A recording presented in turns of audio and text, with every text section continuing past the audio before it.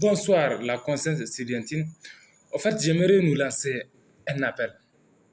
Ce qui s'est passé à Terra aujourd'hui doit nous interpeller, nous tous. Tout celui qui est instruit à l'école, de l'école primaire, au secondaire jusqu'à l'université. Cette scène qui s'est produite à Terra doit nous interpeller tous.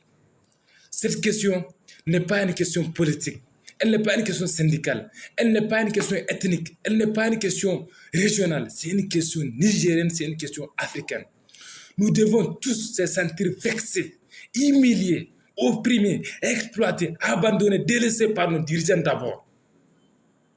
Comment pouvons-nous donner accès à l'homme blanc de venir 2019 nous garantir la sécurité des gens qui ont exporté nos parents de la mer Méditerranée jusqu'à l'océan Atlantique, à les transformer en des esclaves, des gens qui ont détruit nos grands empires, des gens qui ont arraché notre civilisation, des gens qui ont arraché notre langue, des gens qui nous ont tout arraché comme humanité, tout en nous laissant des imbéciles ici en Afrique.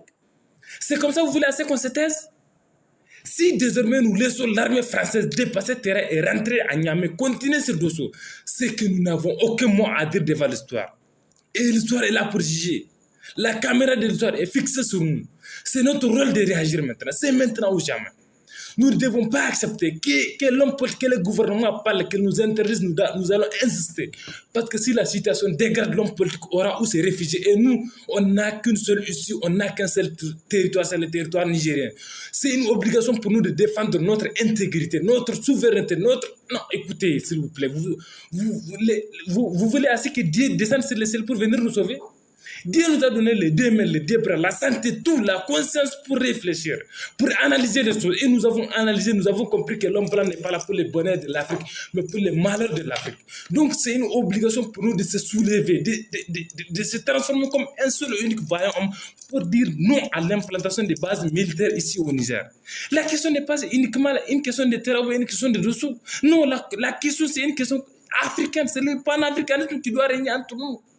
Arrêtons de s'insulter, arrêtons de se catégoriser. Non, que ce soit du Pendestare, de Lumana, de Jamouria, de Kishingasa, indépendantistes, non.